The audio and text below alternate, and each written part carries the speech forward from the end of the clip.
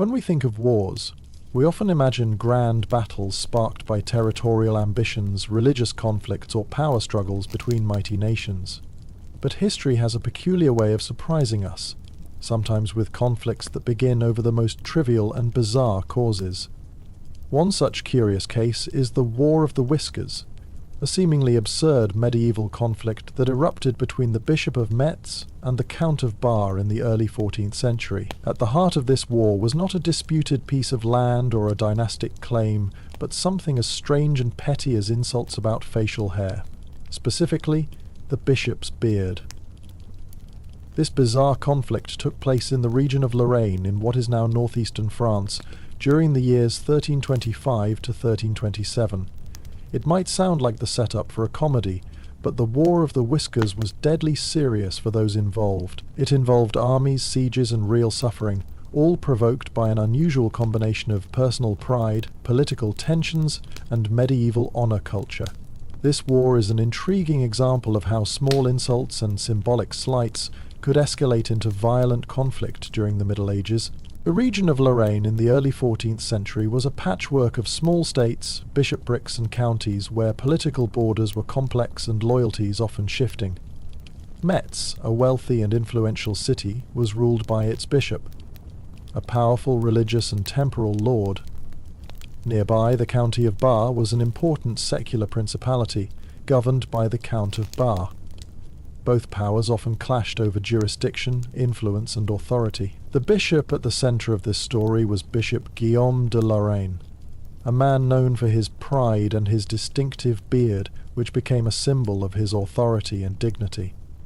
On the secular side was Count Edward II of Bar, a robust nobleman with ambitions to expand his influence in the region. Their relationship was tense and marked by competition over territory and local control, but the immediate cause of war was a quarrel that today would seem utterly ridiculous. The exact details of the insult that ignited the war are somewhat unclear, as medieval chroniclers often mixed fact and legend. However, the general consensus is that Count Edward II mocked or insulted Bishop Guillaume's beard, possibly calling it unmanly or ridiculous. Beards in medieval Europe were often associated with wisdom, dignity, and manliness, especially for clergy and nobility.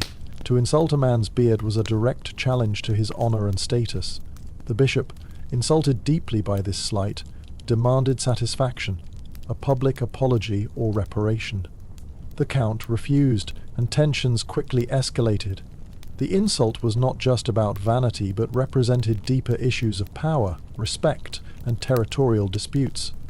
The War of the Whiskers was born from this clash of egos and politics. What started as a personal insult soon turned into a broader conflict between the bishopric's forces and the count's armies. Both sides began to mobilize troops, raise militias, and prepare for battle. The region, already unstable, was plunged into violence as minor skirmishes broke out, castles were besieged, and villages caught in the crossfire. The bishop's forces were a mixture of church militia, local levies, and mercenaries, while the count had the support of his vassals and neighbouring allies. Both leaders used the insult as a rallying cry, framing the conflict as a matter of honour and justice. The War of the Whiskers was marked by a series of small-scale battles and sieges rather than large, decisive clashes. One of the notable events was the siege of a strategically important fortress held by the Count of Bar, which the bishop's forces attempted to capture to weaken the count's power. The siege lasted several months, characterized by typical medieval warfare tactics: blockades, mining under walls, and artillery bombardments with catapults and early cannons. Another curious episode involved attempts at psychological warfare, with both sides reportedly mocking each other's facial hair in public proclamations and even sending caricatures and satirical poems ridiculing the enemy's appearance. These taunts were more than mere jokes. They were serious challenges to personal honour that could not be ignored. Despite the seemingly trivial cause, the fighting was brutal and had real consequences for the local population. Villages were burned, crops destroyed, and civilians suffered from the disruptions of war. The region experienced famine and disease exacerbated by the conflict's chaos, To understand why such a trivial insult could lead to war, we need to consider the importance of honor and reputation in medieval society. Unlike modern times, where insults are often dealt with privately or ignored, medieval lords and clergy lived in a world where honor was everything. It was tied to social standing, political power, and even legal rights. An insult to a noble's beard was a symbolic attack on his masculinity and authority. To ignore such an insult would be to appear weak and lose respect among peers and subjects.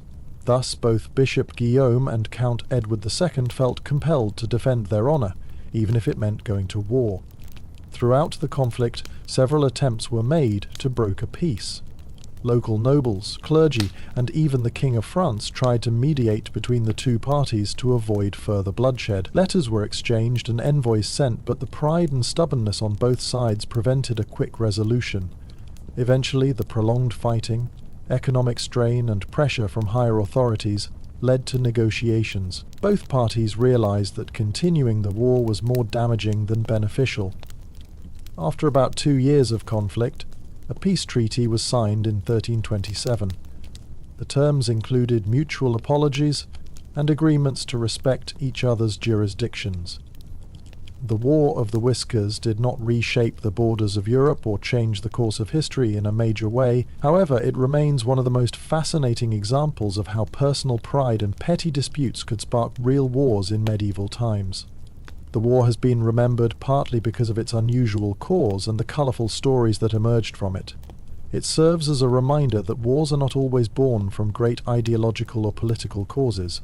Sometimes they erupt from human emotions, pride, insult, and honour, especially in a culture that placed immense value on personal reputation. Today, the War of the Whiskers is often cited in history books as one of the most bizarre and unusual conflicts, illustrating how a beard and a few harsh words can escalate into a serious military conflict. It also highlights the complexities of medieval power dynamics, where religious and secular authorities frequently clashed over control and prestige. Among all the bizarre conflicts in history, few are as strangely comical yet diplomatically significant as the Pig War of 1859. This bloodless standoff between the United States and the British Empire over a dead pig may sound like the premise of a satire, but it was a very real diplomatic crisis that brought two powerful nations to the brink of war. Taking place on the remote San Juan Islands, located between Vancouver Island and the northwestern coast of the United States, the Pig War offers a unique glimpse into the complexities of 19th century imperial politics, local tensions, and the way minor events can spiral into international incidents. To understand the Pig War, one must begin with a look at the murky political situation in the Pacific Northwest during the mid-1800s. The United States and Great Britain had long vied for control over the Oregon Territory, a vast, fertile region stretching from California to Alaska. After years of disputes, the two nations signed the Oregon Treaty in 1846, which aimed to resolve the conflict by drawing a boundary along the 49th parallel. This boundary, however, had one major ambiguity. It failed to clearly determine the ownership of the San Juan Islands, a group of small islands lying between Vancouver Island and the Washington Territory. Both nations claimed sovereignty over the San Juans, and in the years following the treaty, settlers from both the US and British Canada began moving to the islands. The Hudson's Bay Company, a British fur trading enterprise, established a sheep ranch on San Juan Island, while American settlers claimed land and began farming. Despite overlapping claims, the two sides managed to coexist, until the fateful day in June 1859 when a pig's appetite disrupted this fragile peace. The pig in question belonged to Charles Griffin, an Irish employee of the Hudson's Bay Company. Griffin let his pigs roam freely on his property, which bordered the land of an American settler named Lyman Cutler. One morning, Griffin's pig wandered into Cutler's garden and began rooting through his potato patch. Enraged by the repeated intrusions and, according to some accounts, already at his wits' end with the pig's behavior, Cutler shot and killed the animal. That single gunshot would become the flashpoint of the Pig War. Griffin, understandably upset over the death of his pig, demanded compensation.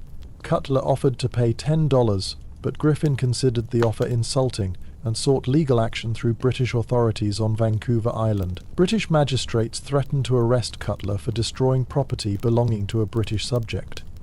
This infuriated the American settlers, who appealed to the US military for protection.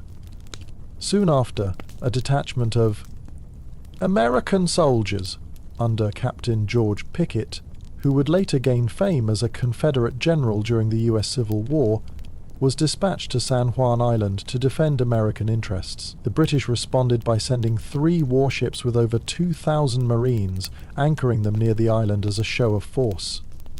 For a brief moment it looked as though war between the United States and Great Britain could erupt over this minor incident. Both sides prepared for potential combat, and the island's peaceful landscape transformed into a militarized zone. Despite the intense military posturing, cooler heads began to prevail. Both the US and British governments were deeply uninterested in a full-scale war, especially over something as seemingly absurd as a pig. Diplomatic officials from both sides scrambled to de-escalate the crisis. American President James Buchanan, dealing with a volatile domestic situation that would soon lead to civil war, preferred a peaceful resolution. Likewise, the British government, occupied with issues in Europe and the far-flung corners of its empire, did not see the benefit of engaging in conflict over the San Juan Islands. A temporary agreement was reached. Both nations would maintain a joint military occupation of San Juan Island until a final decision could be made about its sovereignty. The Americans and British each stationed around 100 men on opposite ends of the island. Remarkably, despite the tensions, the soldiers coexisted peacefully. There were even reports of soldiers from both sides visiting each other's camps, sharing meals, playing sports, and celebrating holidays together. The situation, while diplomatically sensitive, became more of an extended campout than a war. This unique standoff would continue for 12 years. During this time, the San Juan Island became a living symbol of patient diplomacy and absurdity. No shots were fired, no further pigs were harmed, and the joint occupation became an odd but functional solution to a lingering territorial dispute. It wasn't until 1871, with the signing of the Treaty of Washington, that the two nations agreed to submit the matter to international arbitration. The arbitrator chosen to resolve the dispute was none other than Kaiser Wilhelm I of Germany, a neutral third party who reviewed the historical claims, legal arguments, and maps presented by both sides. After careful consideration, Wilhelm ruled in favor of the United States in 1872, officially awarding San Juan Island to the Americans. The British promptly withdrew their forces, ending the peaceful occupation. The Pig War was finally over. Though no one died except the unfortunate pig, the Pig War remains an instructive case in international diplomacy. It demonstrates how even minor incidents can spark major crises when existing tensions, unclear treaties, and national pride come into play. The presence of military forces and warships for such a petty dispute underscores the unpredictable nature of frontier politics and 19th century imperial rivalries. More significantly, the Pig War also serves as a model for how to manage escalation. The decision by both nations to avoid open conflict, to negotiate rather than fire the first shot, prevented a pointless war. In that sense, the Pig War was a victory for diplomacy over violence, a rare outcome in a century dominated by warfare and empire building. Today, the legacy of the Pig War is preserved on San Juan Island. The former American and British camps have been turned into national historical parks. Visitors can walk the grounds, view restored barracks, and learn about this peculiar chapter in American and British history. A memorial to the pig stands as a humorous reminder of how close two nations came to war over a single animal's appetite. The Pig War may seem like a historical oddity, but it reminds us that human history is filled with strange turns, unlikely causes, and moments where a different choice might have led to disaster. In this case, it led instead to laughter, diplomacy, and eventually a peacefully resolved border.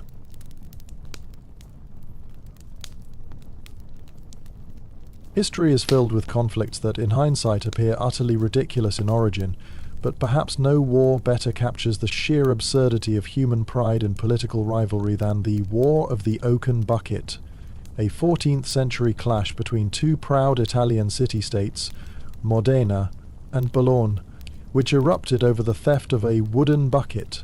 Yes, a simple oaken water bucket. While the bucket may have been the final spark, this was a war centuries in the making, a clash of identity, factionalism, and deep-seated hostility that happened to be triggered by what many today would consider a practical joke.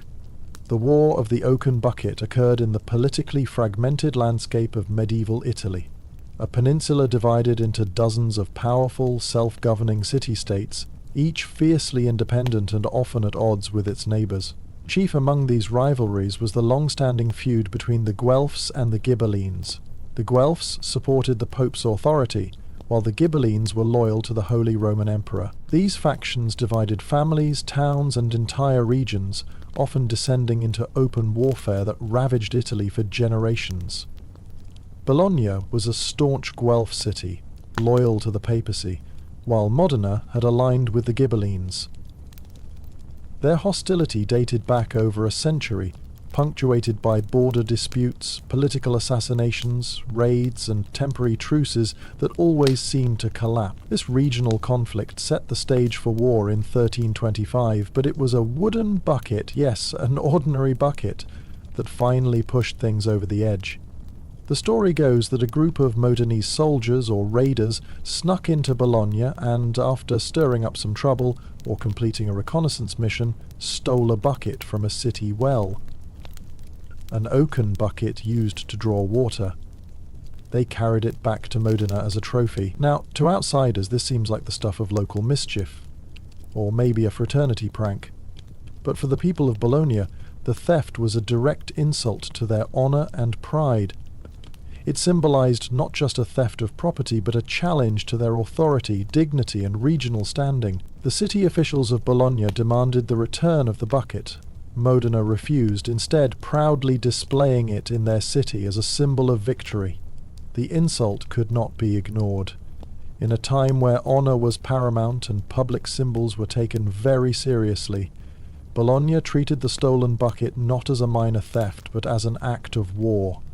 Soon, both cities began preparing for battle. Bologna mustered a massive army, reportedly 32,000 infantry and 2,000 cavalry, made up of Bolognese citizens and mercenaries. Modena, though smaller, quickly organized a force of around 7,000 troops, bolstered by allies from other Ghibelline cities. Despite being outnumbered, the Modenese were confident. They knew the terrain better, had strong leadership, and were highly motivated to defend their honour and their bucket. The decisive battle took place near Zappolino, a village situated between the two cities. On November 15, 1325, the armies clashed in what became one of the most storied conflicts of the Guelph-Ghibelline Wars. The Bolognese, overconfident in their numerical superiority, made the first move, but the Modenese were well prepared and fiercely defended their positions. The battle was chaotic, brutal, and filled with the kind of close combat fury typical of medieval warfare: swords, pikes, crossbows, and hand-to-hand fighting. Despite being vastly outnumbered, the Modenese forces managed to rout the Bolognese army. Using superior tactics, better discipline, and perhaps a bit of luck, they sent their enemies retreating back to Bologna in a humiliating defeat. The Modenese soldiers, seizing the opportunity, chased the fleeing army all the way to the city gates and even destroyed parts of the Bolognese countryside in revenge. The war, though short, was a major embarrassment for Bologna. Their huge army had been humbled by a far smaller force. In a final insult, the Modenese built a well in their own city using water from Bolognese territory and placed the stone oaken bucket in their main bell tower, proudly displaying the cause of the war for all to see. It wasn't just a war trophy, it became a symbol of their triumph, defiance, and mockery of their rivals. The peace terms following the battle were, surprisingly, not catastrophic for Bologna in terms of territory, but the loss had a huge impact on their prestige. They were forced to sign a temporary truce, but the enmity between the two cities endured for centuries. The bucket itself became a permanent part of Modena's identity, so much so that to this day the Oaken Bucket remains on display in Modna's Torre della Ghirlandina, preserved as a historic artifact of victory. So, what made this war so bizarre wasn't just that it started over a bucket, but that the bucket was merely the tip of a much deeper iceberg of resentment, pride, and political division. The absurdity lies in the fact that so much blood was spilled, hundreds, possibly thousands killed, for an object that had no real value. But that's what makes the War of the Oaken Bucket such a fascinating window into medieval society. In medieval Europe, objects held deep symbolic meaning. A bucket wasn't just a tool, it represented public space, community access, control over resources. For the Modenese, stealing the bucket was a masterstroke of insult and defiance. For the Bolognese, losing it was a public humiliation. That's why it mattered so much. What might be shrugged off today as harmless vandalism was, in the world of city-state Italy, a casus belli, a reason for war. The War of the Oaken Bucket is also notable for how it has been mythologized. Over the centuries, poets, playwrights, and historians have told and retold the story, often exaggerating the details or turning it into a moral fable. The Italian poet Alessandro Tassoni even wrote a mock-epic poem called La Secchia Rapita, the Stolen Bucket, in the 17th century, satirizing the entire episode and using it to comment on the foolishness of political conflict. His humorous treatment helped the war achieve legendary status.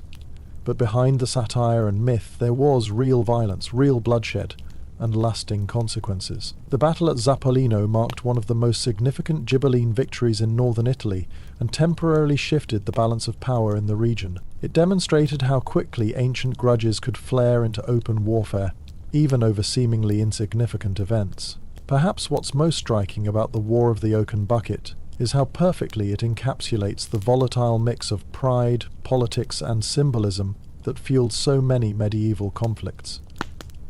It teaches us that wars are not always fought for logical or strategic reasons. Sometimes they happen because people refuse to back down, because symbols matter, and because the need to save face can override reason. Today, the war is remembered less for its battlefield outcomes and more for its cause. A reminder that even the pettiest disputes, left unchecked, can spiral into violence. The wooden bucket still hangs in Modena, quietly mocking centuries of human folly.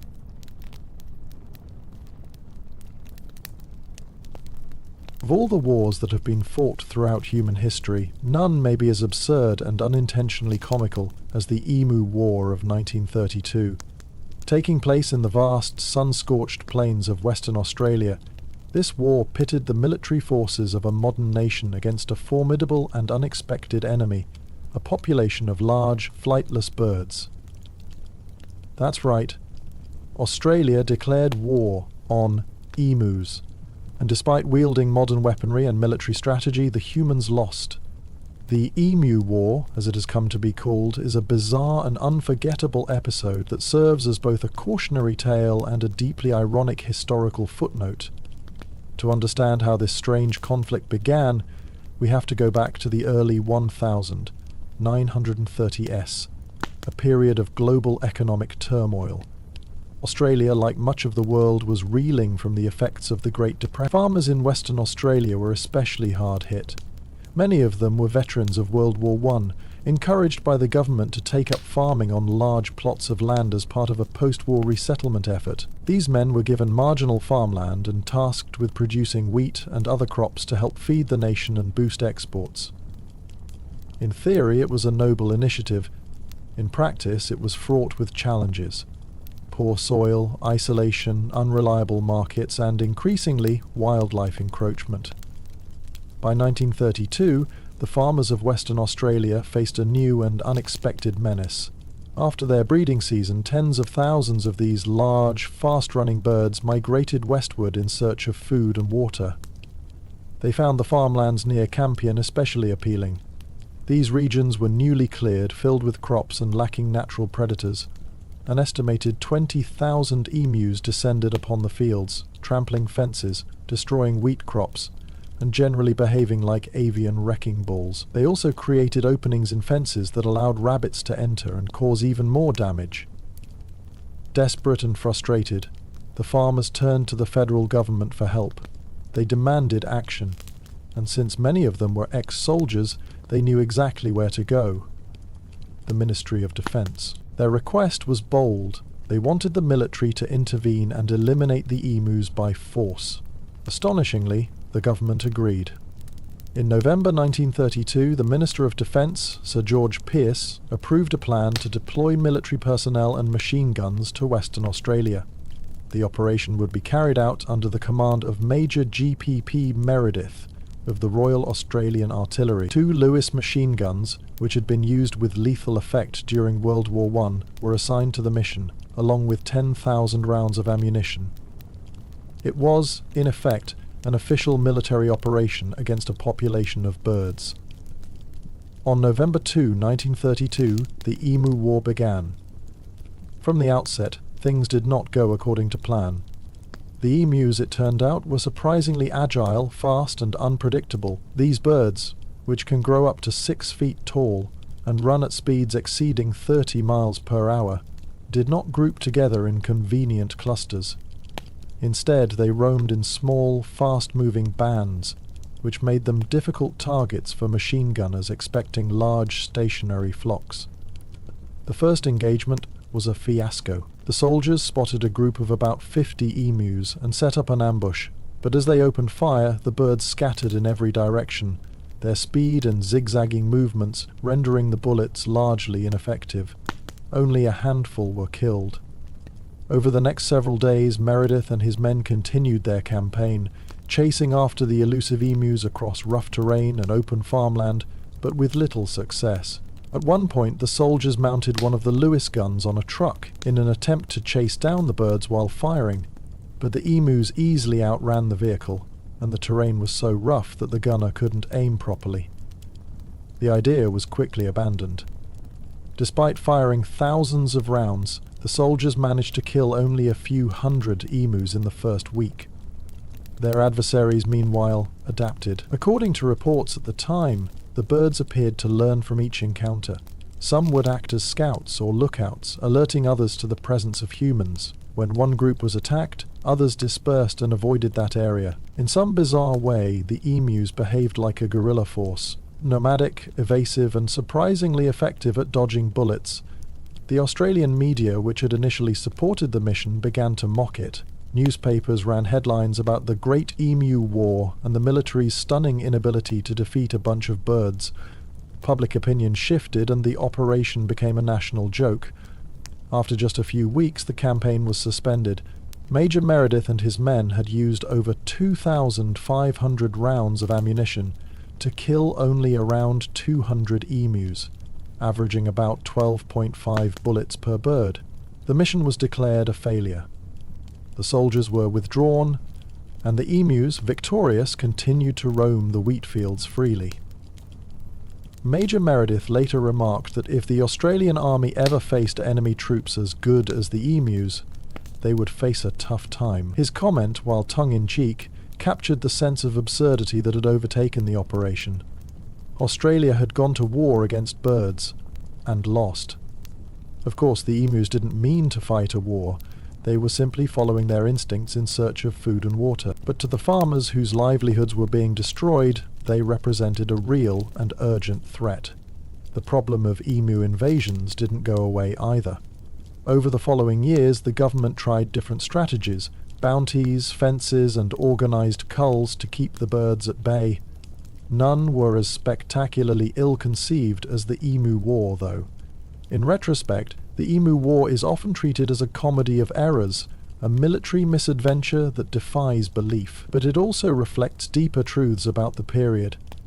It reveals the desperation of Depression-era farmers, the overreach of bureaucratic solutions to complex problems, and the limits of brute force when faced with a problem that requires understanding and adaptation. Emus were not an enemy army, they were part of the natural ecosystem, and their behavior, while inconvenient to humans, was entirely logical from a biological standpoint. Today, The Emu War remains a beloved piece of Australian folklore. It's cited in documentaries, comedy routines, and history books alike. The fact that it was a real, officially sanctioned military operation only adds to its mythic quality. There are even modern-day reenactments and commemorations, celebrating the emu's unlikely victory and poking fun at the absurdity of the entire episode. In a world where wars are often tragic and catastrophic, the Emu War stands out as a rare example of a conflict that was ridiculous, bloodless, for the humans at least, and ultimately humbling. It's a reminder that nature doesn't always bow to technology, that not every problem can be solved with firepower, and that sometimes, even with the best laid plans, humans are no match for birds on a mission. In the summer of 1969, as the world watched men walk on the moon and the Cold War continued its icy grip, a very different kind of war was erupting closer to home for the people of Central America. It was brief, brutal, and bewildering. For years, tensions had been simmering between two neighbors, El Salvador and Honduras. What ignited those tensions into open conflict wasn't a political assassination or territorial invasion. It was a soccer match, or rather, 3 of them. Known to history as the Football War, this 4-day military conflict stands as one of the most bizarre and tragic examples of sport becoming the final spark in a powder keg of deeper issues. To understand what happened, we must first look beneath the surface. For decades, El Salvador and Honduras had struggled with serious economic and social problems. Honduras, the larger of the two countries by land area, was predominantly agricultural, with much of its fertile land owned by powerful elites and foreign corporations, including the notorious United Fruit Company. Most of the population lived in poverty, working on plantations or subsistence farming on less productive lands. El Salvador, by contrast, had a smaller land area, but a much higher population density. Land hunger was a real crisis there, and many Salvadorans began migrating to Honduras in search of work and open farmland. By the 1960s, more than 300,000 Salvadorans were living in Honduras. Many were undocumented, and tensions between them and native Hondurans began to rise. In 1967, the Honduran government, under pressure from nationalist movements and landowners, initiated an agrarian reform program that redistributed land. But rather than targeting the vast estates of the elite, the program focused on land occupied by Salvadoran immigrants. Thousands were evicted, leading to widespread outrage in El Salvador. At the same time, both countries were dealing with political instability. Honduras was under a military regime, and El Salvador's government faced growing unrest from its own people. Nationalism became a convenient tool to distract from internal problems, and each nation found in the other a perfect enemy. But all of this tension might have remained simmering beneath the surface, were it not for a series of soccer matches in June 1969. The games were part of the qualifiers for the 1970 FIFA World Cup. Honduras and El Salvador were drawn against each other in a 2-legged playoff. Emotions were already running high, and nationalist fervour turned what should have been a simple sporting event into something far more dangerous. On June 8, the first match was played in Tegucigalpa, Honduras. Honduras won 1-1. In the lead-up to the game, Salvadoran players complained of harassment and sleep deprivation caused by crowds outside their hotel. A week later, on June 15, the second leg was held in San Salvador. El Salvador won 3-0. But the match was overshadowed by reports of violence. Honduran fans and media were allegedly attacked. Riots broke out. Just hours after the match ended, El Salvador broke off diplomatic relations with Honduras, citing the mistreatment of Salvadorans in the country and what it called genocidal actions. The stage was set for war, and less than 3 weeks later, on July 14, 1969, El Salvador launched a military invasion of Honduras. Using aircraft and ground troops, they advanced across the border with surprising speed. In some areas, they even reached the outskirts of Tegucigalpa.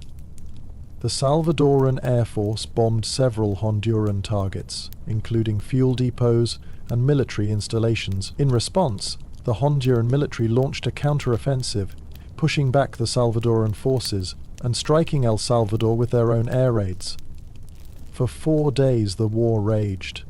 It was a conventional conflict, with tanks, air support and thousands of troops engaged, but it was also chaotic, poorly coordinated and filled with confusion.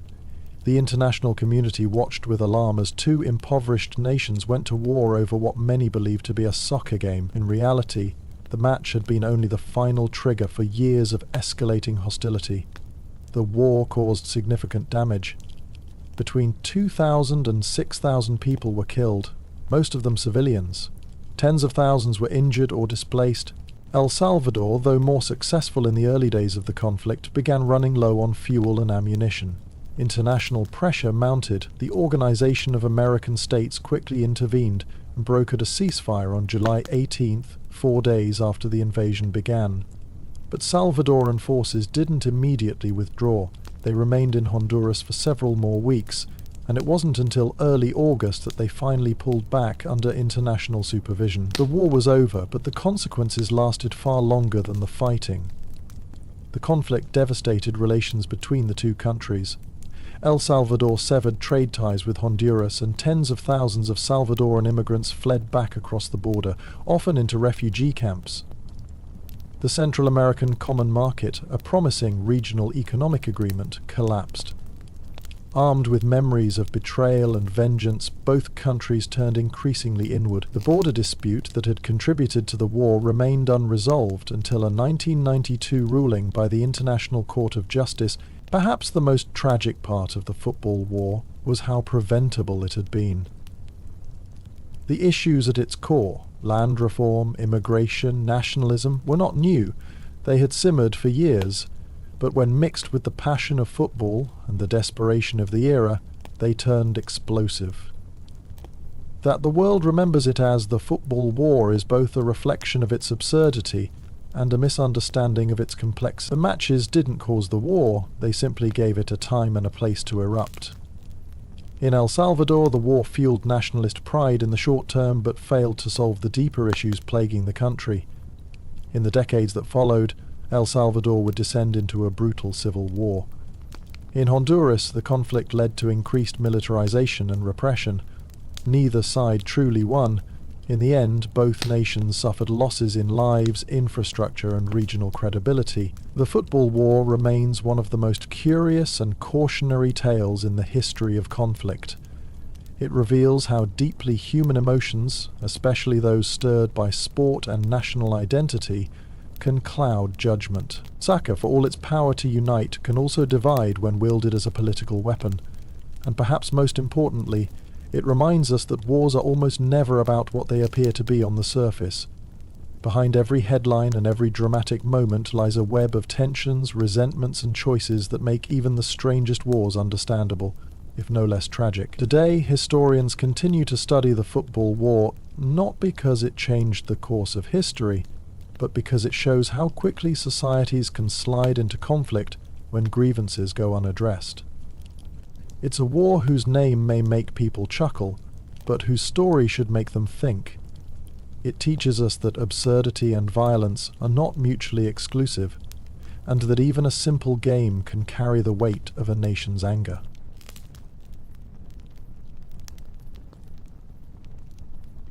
In the annals of strange and unexpected wars, few incidents rival the surreal origins of the 1925 conflict between Greece and Bulgaria, a border skirmish that began quite literally with a stray dog. Often referred to as the War of the Stray Dog, this short-lived but deadly confrontation highlights how fragile peace can be when national pride, military tension, and historical animosity collide. Even over something as seemingly trivial as a pet crossing the wrong line. The backdrop to this bizarre war was the long-standing tension between Greece and Bulgaria, two Balkan nations with a history of conflict and territorial disputes. The early 20th century had seen the region torn apart by the Balkan Wars, followed closely by World War I, during which Greece and Bulgaria found themselves on opposing sides. After the Treaty of Neuilly in 1919, Bulgaria was forced to cede land to Greece and pay reparations, breeding deep resentment. The Greek occupation of parts of Thrace and Macedonia, regions long claimed by Bulgaria, only intensified the hostility. By the 1920s, the borders between the two countries were fortified and heavily patrolled, especially along the contentious Pastry region, a rugged area nestled in the mountains near the modern-day tri-border between Greece, Bulgaria, and North Macedonia. It was against this powder keg of political and military tension that, on October 18, 1925, a seemingly harmless event took place. A Greek soldier, stationed near the town of Belasica, was playing with his dog near the border. Accounts differ slightly, but the core version is that the dog strayed across the boundary into Bulgarian territory. The soldier, loyal to his canine companion, instinctively chased after it, unarmed and likely unaware of the consequences. A Bulgarian border guard, seeing an armed Greek soldier, or believing he was armed, cross into national territory, opened fire, killing the man. News of the incident spread rapidly through the Greek ranks. The killing of a soldier over something so trivial was seen not just as a tragic misunderstanding, but as an affront to national honour. Military commands were issued almost immediately. Without waiting for international mediation or clarification, the Greek government under General Theodoros Pangalos, a strongman leader with nationalist leanings, responded with force. Within days, Greek troops were ordered to invade Bulgarian territory, advancing into the Pastry region. On October 19th, Greek forces crossed the border, occupying several Bulgarian villages near Pastry. Although the operation was described as a limited military action, the response was significant. Artillery and infantry moved in, Bulgarian citizens fled, and skirmishes broke out along the front lines. The Bulgarian military resistance was light, partly because Bulgaria, still reeling from World War I and dealing with internal political instability, hoped to avoid a full-scale conflict. Instead of launching a counterattack, Bulgaria turned to the League of Nations, the intergovernmental organization formed after World War I to prevent just this kind of escalation. Bulgaria accused Greece of unprovoked aggression and requested international intervention. The League, eager to prove its usefulness as a peacekeeping body, quickly called for both sides to cease hostilities. Meanwhile, the situation on the ground remained tense. For about 10 days, Greek forces occupied the area and several dozen people were killed. Estimates vary, but most sources cite between 50 and 100 casualties, including soldiers and civilians. Although the Greek military claimed it was only conducting a punitive expedition, the invasion was viewed internationally as disproportionate. Facing mounting pressure from the League of Nations, as well as from Great Britain and France, both of whom were wary of renewed Balkan instability, Greece finally agreed to withdraw its troops, on the condition that the League would investigate the matter and resolve the border incident diplomatically. On October 29, 1925, the Greek army began pulling back, and the crisis began to de-escalate. The League's investigation concluded that Greece had violated Bulgarian sovereignty, and recommended that Greece pay compensation for the loss of life and damage caused during the incursion. The final decision was that Greece would pay £45,000 to Bulgaria in reparations. The payment was made without further military confrontation, and the war, if it could be called that, was over. While it lasted less than 2 weeks, the War of the Stray Dog had far-reaching implications. It became a rare example of effective intervention by the League of Nations, which had often been criticized for its inability to enforce peace. In this instance, swift diplomatic action, combined with clear condemnation from powerful League members, successfully de-escalated a violent border dispute before it evolved into something much worse. But the incident also highlighted how fragile peace truly was in post-World War I Europe, especially in regions like the Balkans, where old grievances simmered just below the surface. A single misunderstanding, an accident, even an animal crossing an invisible line could ignite nationalistic fury and military mobilization. That a dog, a creature indifferent to politics and unaware of man-made borders, could spark such a dramatic response is both tragic and oddly poetic. In Greece, the War of the Stray Dog was both an embarrassment and a rallying cry. Some praised the military for standing up to what they saw as Bulgarian provocation, while others criticized the government for overreacting and risking war over a small incident. In Bulgaria, the invasion fed into a growing narrative of victimhood and fueled anti-Greek sentiment for years to come. The area around Petric remained militarized for decades afterward. In the grand scheme of history, the war seems like a footnote, a curious and absurd episode nestled between larger, more catastrophic conflicts. But in a way, it represents something universal, the way in which small events can become magnified by the weight of history, politics, and emotion. It's not really about the dog, of course. It never was. The dog was merely the spark. The fuel had been accumulating for years. Territorial resentment, ethnic rivalry, military readiness, and nationalist fervour. The moment the soldier crossed the line, all that tension found an outlet. Today, the War of the Stray Dog serves as a historical anecdote, often told with a mixture of disbelief and amusement, but it also remains a potent lesson in how easily war can begin and how difficult it can be to rein it in once unleashed. Borders are more than lines on a map, they are scars of history. Lines drawn through blood and memory, and even the most innocent gesture, like chasing after a beloved pet, can carry enormous consequences when it happens in the wrong place at the wrong time. So while the War of the Stray Dog might sound like a punchline, it was real. People died, villages were occupied, international agencies scrambled to prevent disaster, and at the center of it all was a dog who likely had no idea that his simple wanderings would trigger a national emergency. In the vast theatre of global conflicts, wars have been fought over religion, land, power, and ideology. But in one curious case, a war was ignited over what appeared to be a most unlikely cause: a French pastry chef's damaged bakery. The so-called Pastry War, fought between France and Mexico from 1838 to 1839, began as a diplomatic dispute over compensation, but quickly escalated into a naval bombardment, the seizure of a port city, and the revival of an unlikely military figure. It was a war that sounds almost comical in hindsight, but at the time it was deadly serious, with consequences that rippled through Mexican history. To understand how France came to launch a military operation over pastry, we have to return to post-independence Mexico. After gaining independence from Spain in 1821, Mexico descended into chaos. Civil wars, coups, and near-constant changes in government plagued the new republic. During this time of political instability, foreign residents in Mexico, particularly merchants and artisans, found themselves caught in the middle. Foreign-owned businesses were looted during riots, their property destroyed or stolen.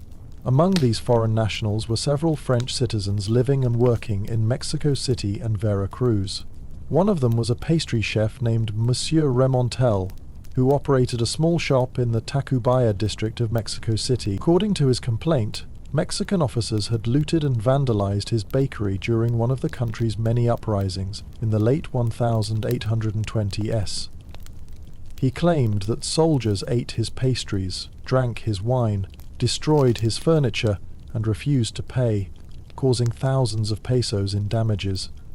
His shop, once thriving, was allegedly left in ruins. Remontel demanded compensation from the Mexican government, but his claims were ignored. Eventually, in frustration, he escalated the matter to his home country. He insisted that France intervene on his behalf. Remarkably, France took him seriously.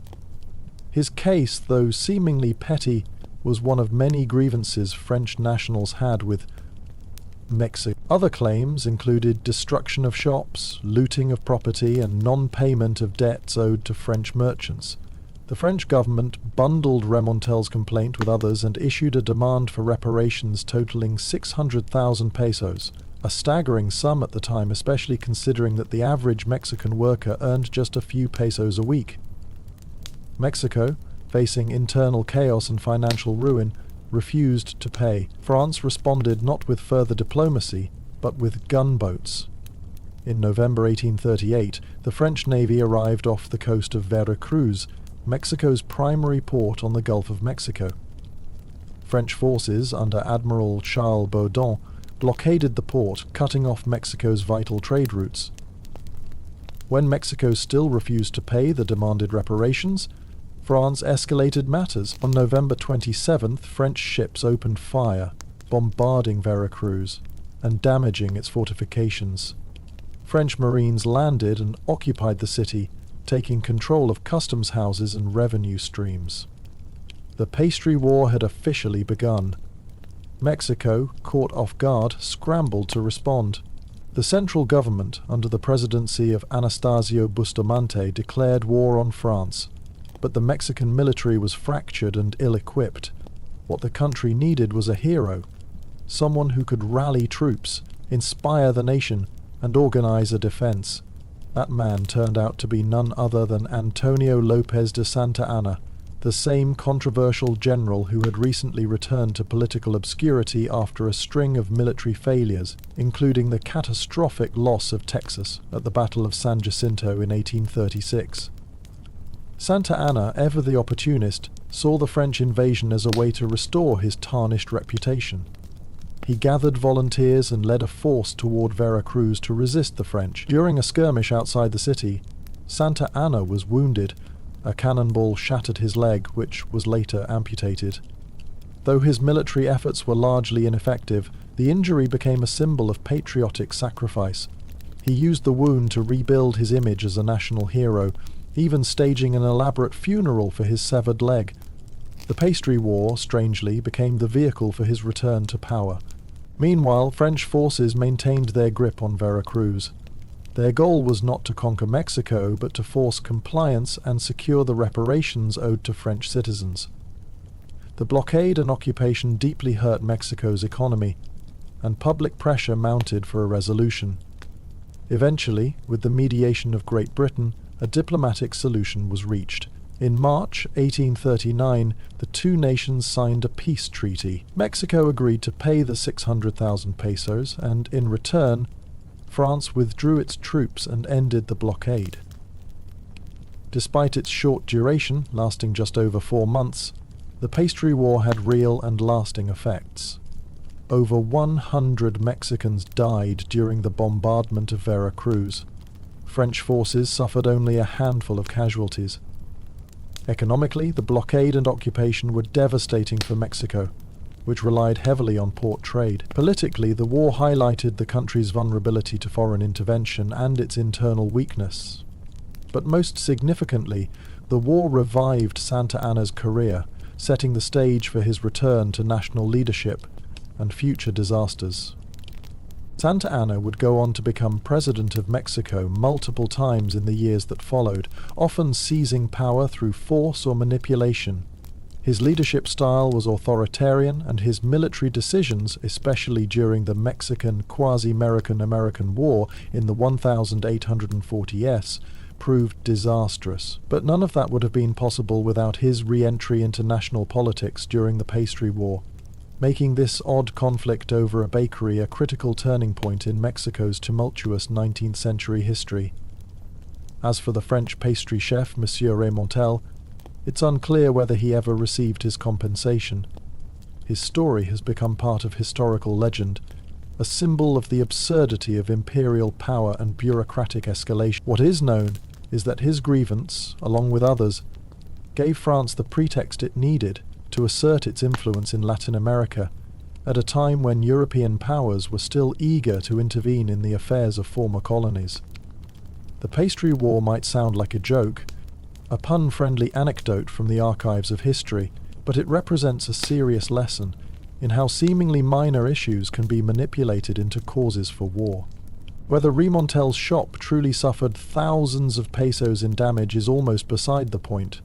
What mattered was that France saw an opportunity to assert dominance, and Mexico was too weak, internally divided, and diplomatically isolated to resist effectively. In the years that followed, Mexico would continue to struggle with foreign intervention. The French would return again in the 1860s, this time launching the much larger and more infamous Second French Intervention, which installed Maximilian I as a puppet emperor. But even that empire's roots can be traced, in part, to this earlier clash over pastry and pride. So, while the Pastry War may sound like a farce, it was far from bloodless. It was a war of honour, economics, imperialism, and ego, where the destruction of a single bakery became a metaphor for international grievance and a matchstick for gunpowder. It reminds us that wars are not always about what they claim to be. Sometimes they are born out of disproportion, opportunity, and theatre, and sometimes a war over croissants leaves behind more than crumbs. It leaves behind consequences that shape the future of nations. At the turn of the 20th century, as the British Empire expanded across Africa, it came face to face with a people whose culture, traditions, and sense of sovereignty ran so deep that an object, not a fortress, not a weapon, but a sacred stool, became the focus of one of the most symbolic wars of resistance in colonial history. This was the War of the Golden Stool, fought in 1900 between the British and the Ashanti people of modern-day Ghana. At the centre of this war was not territory, nor treasure in the usual sense, but an artefact that represented the very soul of a nation. To understand how a golden stool became a cause for war, one must appreciate the significance of the Ashanti Empire. Established in the 17th century, the Ashanti had built one of West Africa's most powerful and organized states. Centered in the city of Kumasi, the Ashanti Empire maintained a centralized political system, a strong military tradition, and a vibrant culture. The heart of their identity was not only their capital or their king, the Ashanti Hene, but the Golden Stool, known as the Sikadwa Kofi. The Golden Stool was far more than a throne. According to Ashanti belief, it held the spirit of the nation, the unity of the people, the ancestors, and the future of the Ashanti state. It was so sacred that no one, not even the king, was allowed to sit on it. The stool was believed to have descended from the heavens and was treated as a living symbol of national identity.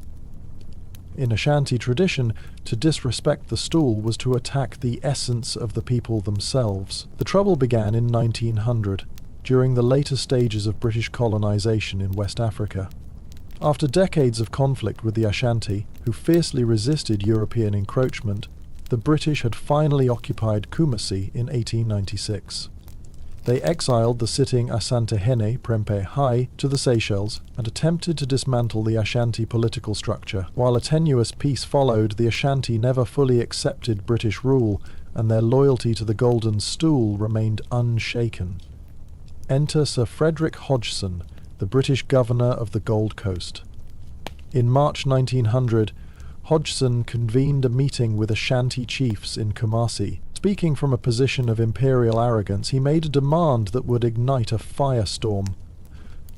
Hodgson declared that, as the British had conquered the Ashanti and deposed their king, the Golden Stool should now be brought to him.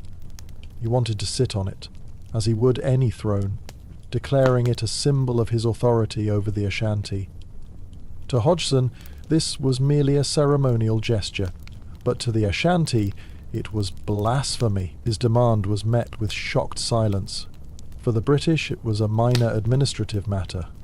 For the Ashanti, it was the ultimate provocation, a desecration of the sacred. It wasn't just an insult. It was a threat to their spiritual foundation, and it could not go unchallenged. In the days following the governor's speech, resistance began to organize. The Ashanti had tolerated the exile of their king, the occupation of their capital, and the presence of British troops, but not the violation of the Golden Stool. The leaders of this new uprising included war chiefs, elders, and, most notably, a woman who would become a symbol of defiance, Ya Santua, the Queen Mother of the Ejisu region. Ya Ashantiwa, though in her 60s, stepped forward when many Ashanti male leaders hesitated. At a secret council meeting, she reportedly rose and declared, "If you, the men of Ashanti, will not go forward, then we will. We, the women, will fight. I shall call upon my fellow women. We will fight the white men. We will fight till the last of us falls on the battlefield." Her fiery determination rallied the nation. Yar Asantuar became the leader of the Ashanti resistance, organising a siege against the British fort in Kumasi, where Hodgson and his garrison had retreated. What followed was a protracted and intense confrontation. From March to July 1900, thousands of Ashanti warriors surrounded the fort, cutting off supplies and launching repeated assaults.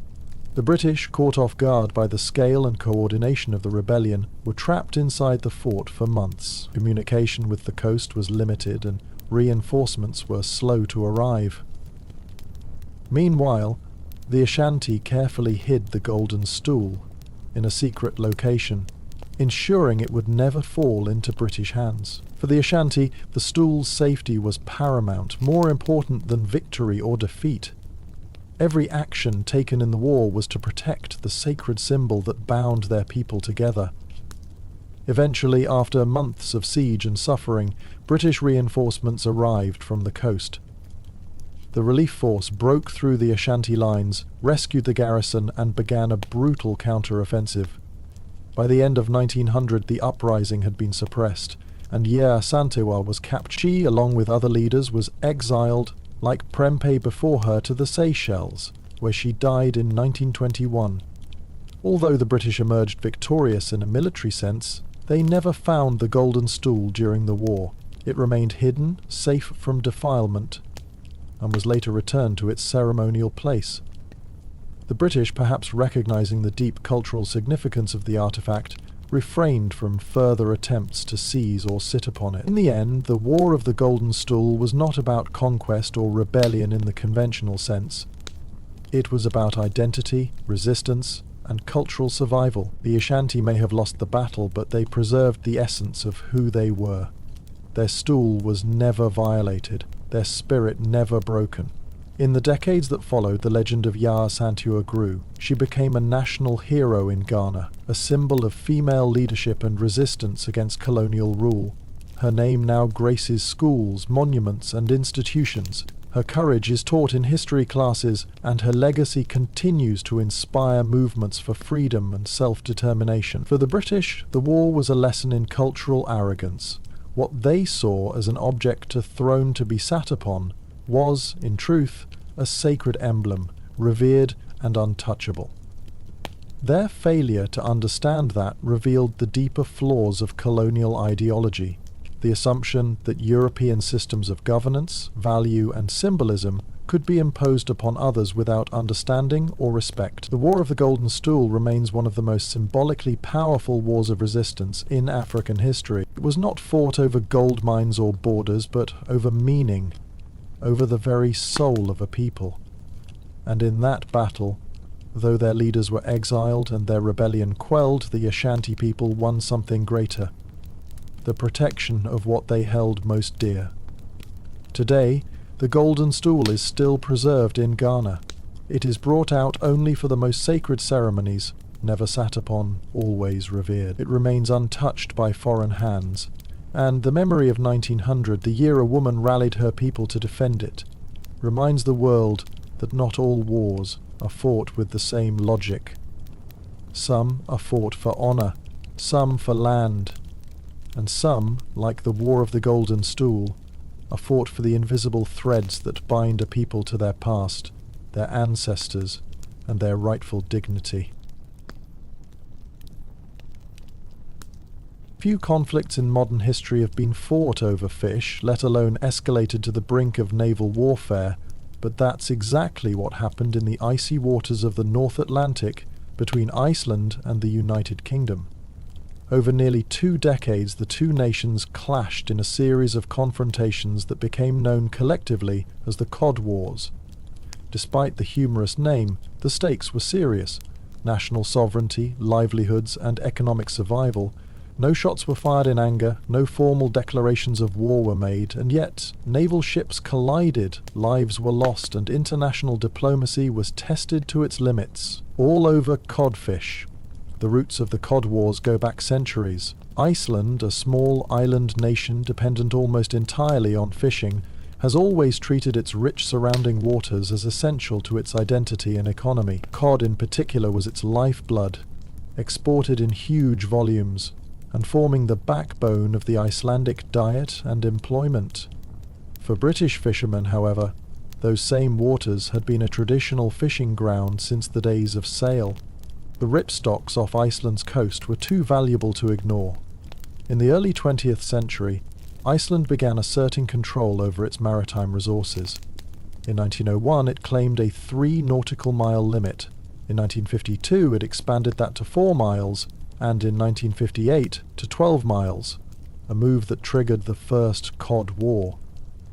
British trawlers refused to retreat, and the Royal Navy was dispatched to escort them, leading to a tense standoff on the open sea. Though the name Cod War might suggest a single conflict, there were actually 3 main Cod Wars occurring in 1958, 1961, 1972, 1973 and 1975, 1976.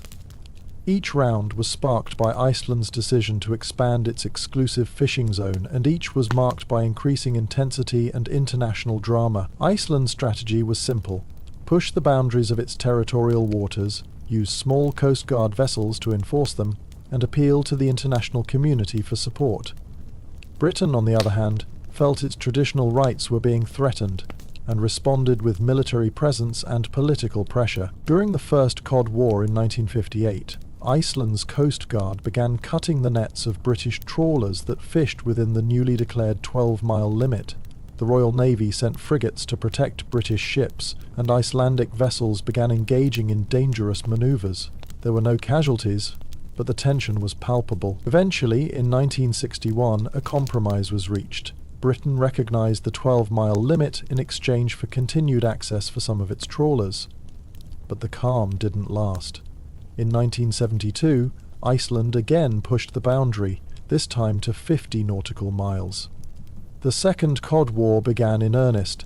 Iceland justified the move by citing concerns over dwindling fish stocks, arguing that only through tight regulation could the cod population survive. For a nation of fewer than 250,000 people, overfishing wasn't just an environmental issue, it was existential. Once again, Icelandic Coast Guard vessels confronted British trawlers. They had a new weapon this time, trawl wire cutters, designed to sever the expensive fishing gear being dragged through forbidden waters. British ships were forced to either leave or risk losing their equipment. Skirmishes escalated, British frigates and Icelandic patrol boats began ramming each other. The frigid North Atlantic witnessed more than 100 collisions during the conflict, and while few were seriously injured, lives were still endangered. Iceland also employed diplomatic leverage.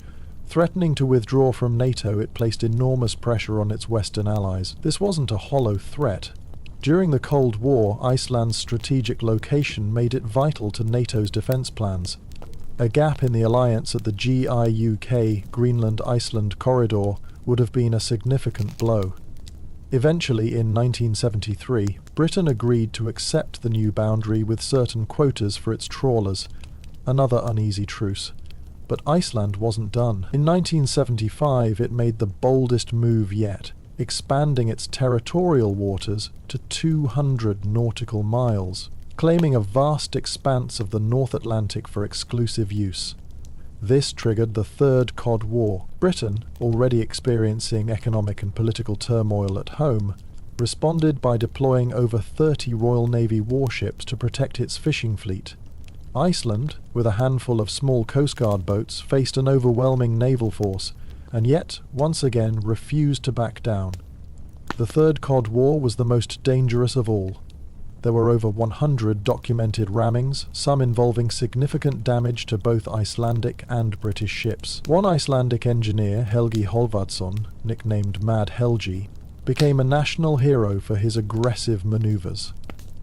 Despite having far fewer resources, the Icelandic crews used knowledge of the local waters and sheer determination to hold their own.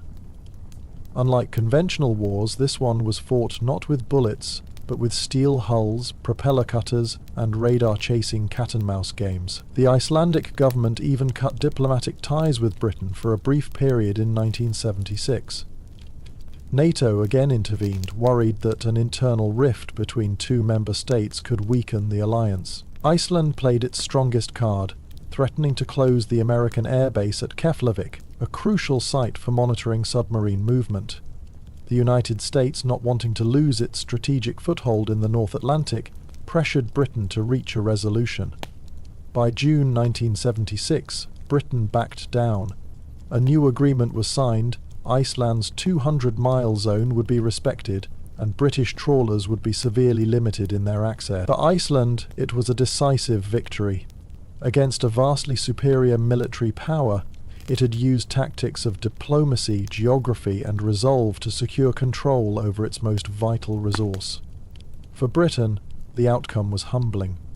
The Royal Navy had been challenged not by an enemy fleet, but by a small, determined coast guard. It also signalled the end of an era. Soon after, international law began to codify the 200-mile exclusive economic zone, EZ, as a standard under the United Nations Convention on the Law of the Sea. Iceland had, in effect, reshaped maritime law. But the consequences of the Cod Wars went beyond legal boundaries. British fishing communities, especially in places like Hull and Grimsby, suffered significant economic losses. The decline of deep-sea fishing led to social hardship and unemployment. Trawlers that had plied the Icelandic waters for generations were now grounded. Meanwhile, Iceland emerged with greater national pride and international recognition. The Cod Wars became a cornerstone of modern Icelandic identity, a David and Goliath story that reaffirmed the importance of sovereignty and resource management. The country preserved its fish stocks, developed a more sustainable fishing industry, and secured long-term economic stability.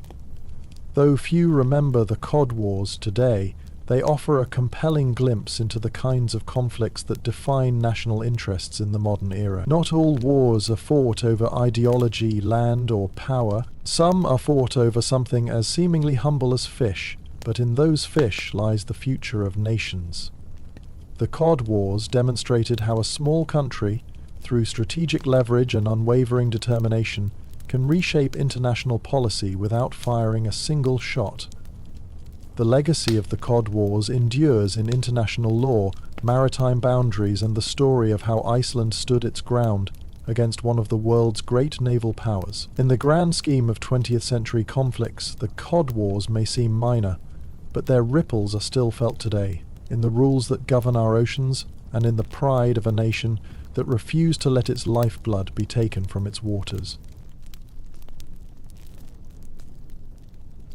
In the grand theatre of European history, wars have been sparked by everything from assassinations to political alliances, religious uprisings to imperial ambition.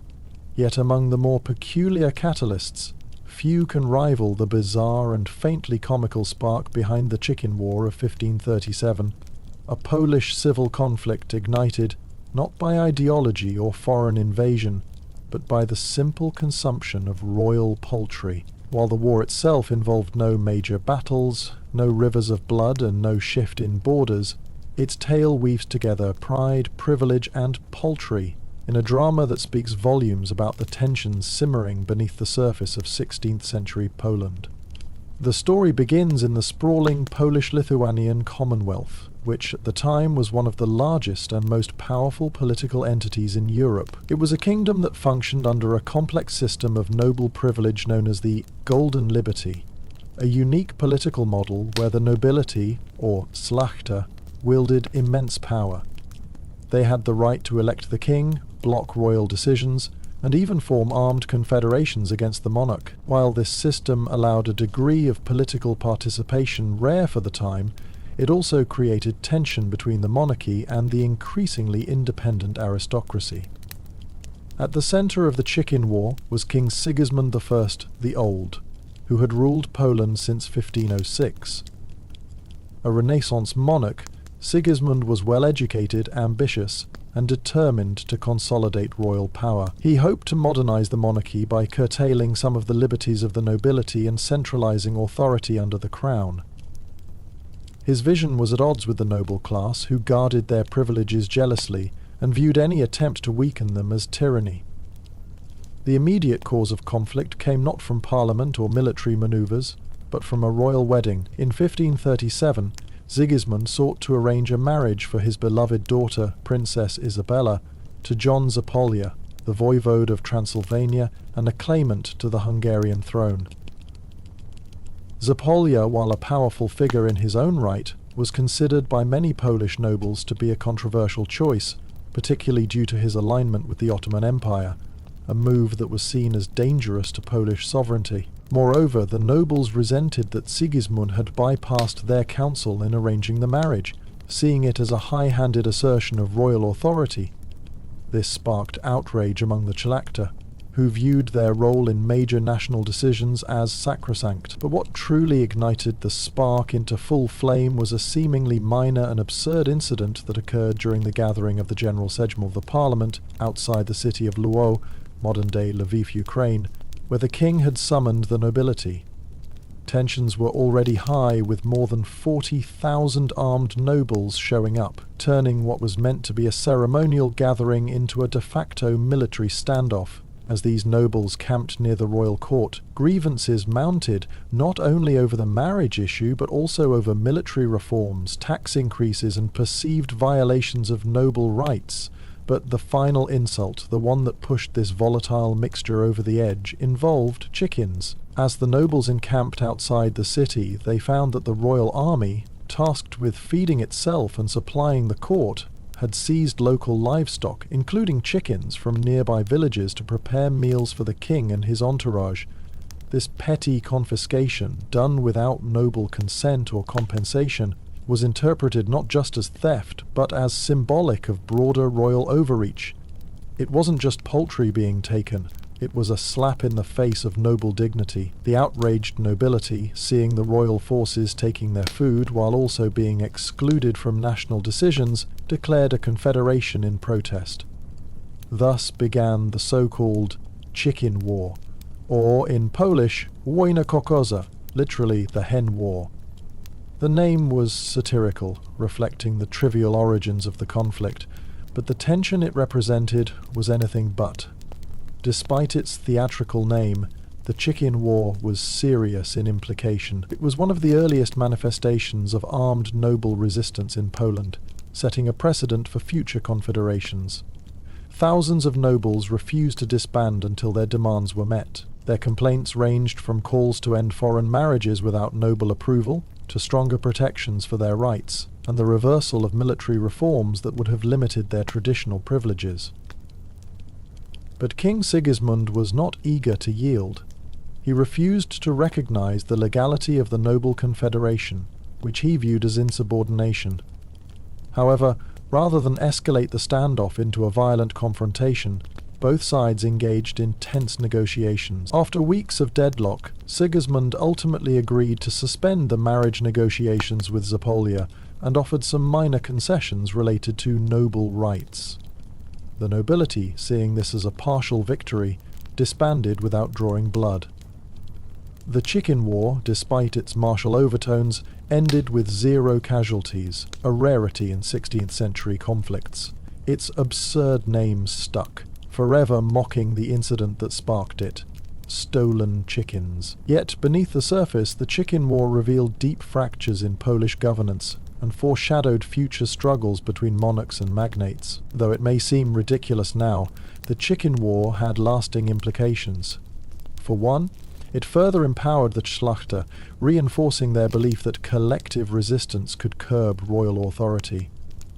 In the centuries that followed, Poland's political system would evolve into a noble democracy, with the king functioning more as a figurehead than a ruler. This system, while unique, also contributed to governmental paralysis, particularly with the infamous liberum veto, which allowed any single noble to block legislation. Ironically, the very freedoms the nobility fought to protect in the Chicken War would one day undermine the strength of the Polish state. By the late 18th century, a weakened Commonwealth, paralysed by internal division, would be partitioned out of existence by neighbouring powers. Historians often point to the unchecked power of the nobility, first flexed during incidents like the Chicken War, as a critical factor in Poland's eventual downfall. Yet it would be unfair to reduce the Chicken War to mere comedic footnote. It exemplifies how even the most minor events can catalyze profound historical change. It wasn't really about chickens, but about authority, representation, and who gets to decide the future of a nation. In the absence of formal mechanisms to resolve conflict, something as trivial as a missing meal can spark rebellion. It also serves as a reminder that history is often driven not just by grand battles or ideological crusades, but by petty grievances, perceived slights, and the simmering discontent of those who feel unheard. In the years that followed, Poland continued to dance a delicate balance between monarchy and magnate, king and confederation, centralization and noble liberty. But the events of 1537 would be remembered, sometimes in jest, often in earnest, as a key moment in that struggle. It was the war that wasn't a war, the conflict that began with clucking hens and ended with constitutional consequences. So, the next time someone tells you that wars are always about great ideals or geopolitical strategy, remind them of the Chicken War, a conflict born not from grand designs, but from a king's chicken dinner.